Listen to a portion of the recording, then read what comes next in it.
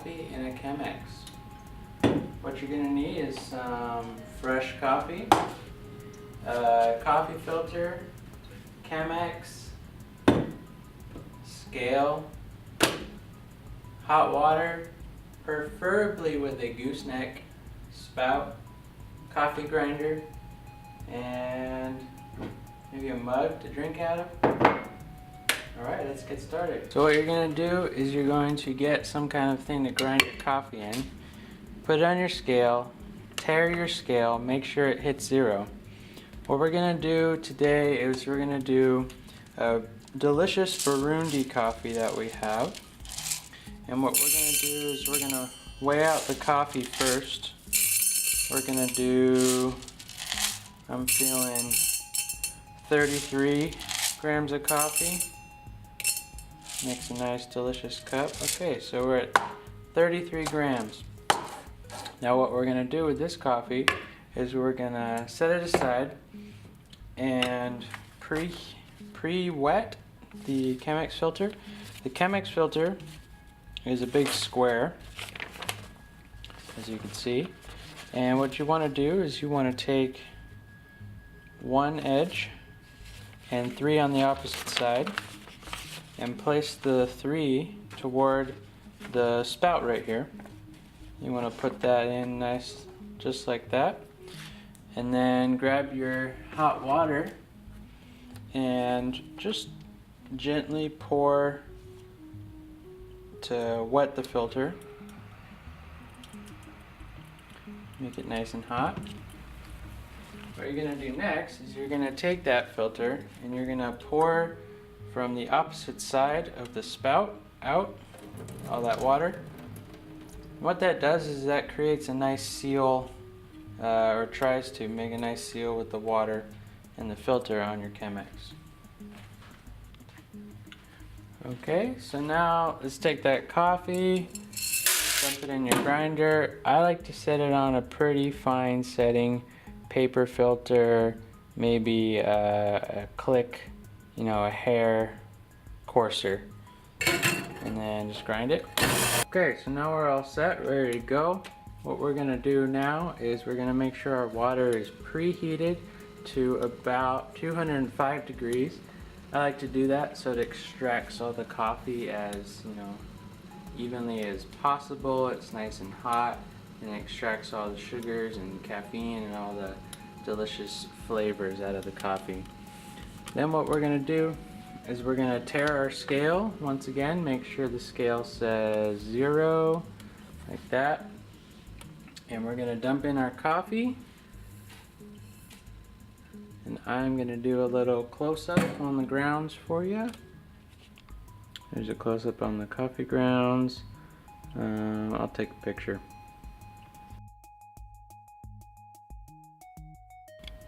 Alright, so what we're going to do now is our scale says 33 grams. So the grinder didn't eat up some of that. Sometimes you'll get the grinder eating up a gram or 2 of your coffee, so you want to make sure that the ratio is correct. So then we're going to tare our scale again, and now we're ready to pour the coffee. We're going to hit start on our kettle deal, and what we want to do right here is just very gently, just to douse the coffee, just barely get it wet. I got 72 grams on the scale of water it's showing. And what we're going to do now is let the coffee bloom, just let it rise up. I like to do between 30 and 40 seconds of blooming, and that's mostly based on the dripping of the coffee. So we're at 45. Once that, okay, so then look at this technique right here. I'm doing a very slow method, doing about 200 grams. And I just want to get that coffee all wet. It's ready to let the coffee go through, so it's doing its thing. But you can see. We're going to shoot for 450 total in about 3 minutes. So I'm gonna add a little more. It's all based on how fast the coffee is going, the water's going through the coffee, passing through it. I want to extract it in about 3 minutes, so I want to just add enough so that it keeps going, and then, you know, more water so that it doesn't stall, but not too much water so that it doesn't go through too quickly. So it's all based on, you know, knowing your grinder, knowing how fluffy it makes the grind everything. And then also what you want to do is you want to shoot for 3 minutes, because anything over than that, it gets like an over extracted taste, unless you're doing a really coarse grind, like a percolator grind. So we're about 2:15 in, so I'm gonna go ahead and get the rest of the coffee in there, the water.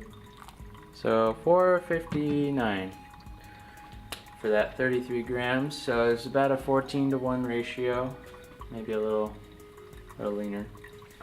And then I'm just gonna let the coffee do its thing. It's dripping a little slow, so I'm gonna help it a little bit by just raising this filter up. And then what I'm gonna do is at 3 minutes, I'm just gonna take this guy. I'm gonna give it, I feel like it needs an extra 10 seconds. It's all personal preference. And then I'm gonna go ahead and dump the filter. So we probably had about 20 grams of water left in there, left in the filter. So what I'm gonna do right now is I'm gonna do a little taste test. I like to kind of aerate it, cool it down, and then what I'm gonna do is I'm gonna just get a little splash in there. And then I'm gonna aerate it again, because I like that. I like to aerate it. And cool it down. Coffee tastes really, really good when it's like 125 degrees Fahrenheit. Some people like it like 180 degrees, super hot. I like it at pretty cold, pretty sensitive. So it's pretty cool, so I'm gonna give it a little sip.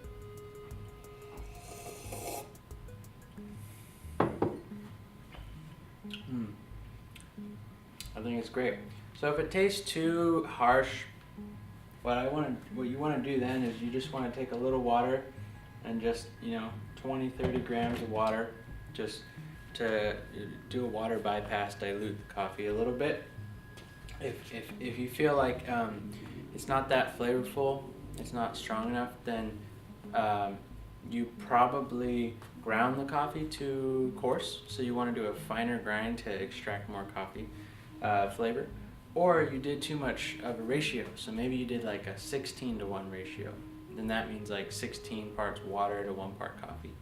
So this is a 14-to-1 ratio about there, which is kind of my go-to for light coffee. For a darker coffee, I like a 15 or even a 16-to-1 ratio, because I feel like the roastiness really adds extra flavor, and you don't need as much water in there. Otherwise it's going to be there's much coffee in there, it's going to be too flavorful. So anyways, thanks for watching my video on how to make Chemex, and hopefully you can make one too and enjoy delicious coffee.